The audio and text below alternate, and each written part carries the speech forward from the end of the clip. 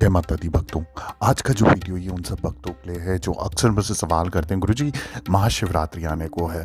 2023 की महाशिवरात्रि में शिवरात्रि का पूजन हमें कैसे करना है, कौन सा मंत्र बोलना है, कौन सी कथा सुननी है, इन सब के संदर्भ में ये वीडियो बनाने जा रहा हूँ। ध्यानपूर्वक सुनिएगा और साथ ही साथ आप लोगों से ये भी विनती करता हूँ कि अगर आपकी कोई परेशानी है, कोई संकट है, किसी भी चीज़ का निवारण चाहिए आपको, तुरंत मुझसे इंस्टाग्राम के माध्यम से या फेसबुक के माध्यम से जुड़ें। मेरी इंस्टाग्राम की आईडी है ऑफिशियल देवी भगवती शक्ति, और जो यूट्यूब की आईडी है सेम वही इंस्टाग्राम की आईडी है, और जो फेसबुक आईडी है वो है देवी भगवती, एक साथ लिखेंगे, शक्ति अलग से लिख के सर्च करके आप मुझसे संपर्क कीजिए, अपॉइंटमेंट ले लीजिए और बात कर सकते हैं। तो आइए जानते हैं शिवरात्रि पर पूजन करें कैसे, और क्या बोलें, कौन सा मंत्र बोलें, कौन सी कथा सुने, उनके संदर्भ में आप जानकारी ले लीजिए। फाल्गुन महीने के कृष्ण पक्ष की चतुर्दशी तिथि को महाशिवरात्रि का पर्व मनाया जाता है। इस दिन वैद्यनाथ जयंती भी रहेगी। अंग्रेजी कैलेंडर के अनुसार इस बार ये पर्व 18 फरवरी 2023 शनिवार को मनाया जाएगा। तो आइए जानते हैं कैसे आपको महाशिवरात्रि में शिव जी की पूजा करनी है, कौन सी कथा सुननी है और कौन सा मंत्र बोलना है। तो महाशिवरात्रि पे कैसे करें पूजा। महाशिवरात्रि के दिन शिव जी भगवान को अगर आप प्रसन्न करना चाहते हैं, अपने भोलेनाथ को प्रसन्न करना चाहते हैं, तो स्नान आदि से निर्वृत्त होकर पूजा की सामग्री एकत्रित करें और शिव जी की पंचोपचार या दशोपचार पूजा करें। शास्त्रीय विधि विधान के अनुसार शिवरात्रि का पूजन निशीथ काल में करना सर्वश्रेष्ठ रहता है। निशीथ काल क्या है वो भी मैं आपको जानकारी दे देता हूँ। निशीथ काल को आप या तो मध्यरात्रि या तो अर्धरात्रि काल कह सकते हैं। इसमें क्या होता है, यह समय अदृश्य शक्तियों को, भूत व पिशाच का समय होता है। इस समय में ये शक्ति अत्यधिक रूप से प्रबल हो जाती है। तो निशीथ काल का जो समय है 12 बजे से लेकर रात 3 बजे तक, आप इसको निशीथ काल कहते हैं। इस समय पे आपको पूजा करनी होगी।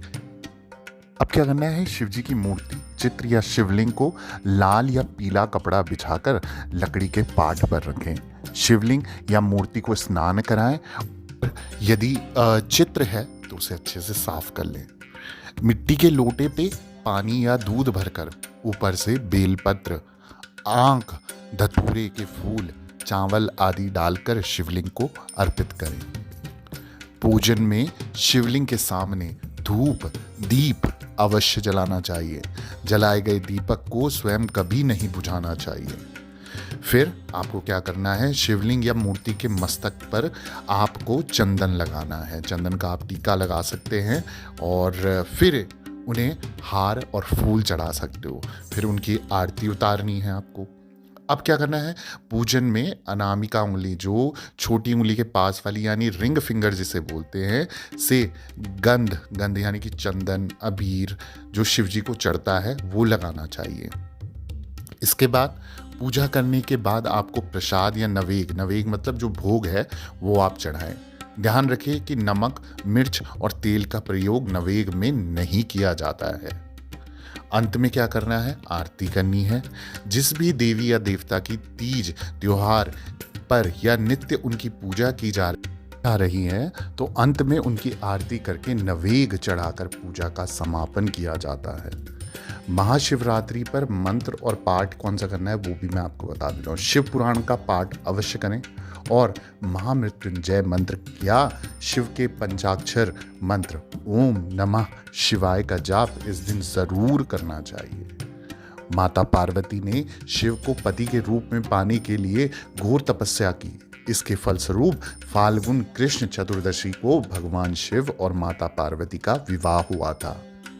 दूसरी कथा में क्या है, गरुड़ पुराण में ये आप अगर पढ़ेंगे तो उसमें पता लगता है कि जिसके अनुसार इस दिन एक निषाद राज अपने कुत्ते के साथ शिकार खेलने जाते थे, तो किंतु उन्हें कोई शिकार नहीं मिला।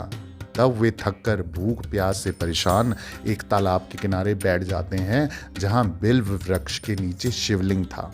उन्होंने अपने शरीर को आराम देने के लिए वृक्ष से कुछ बिलपत्र तोड़े जो शिवलिंग पर भी गिर गए और अपने पैरों को साफ करने के लिए उसने उन पर तालाब का जल छिड़का, जिसकी कुछ बूंदें शिवलिंग पर भी जा गिरी।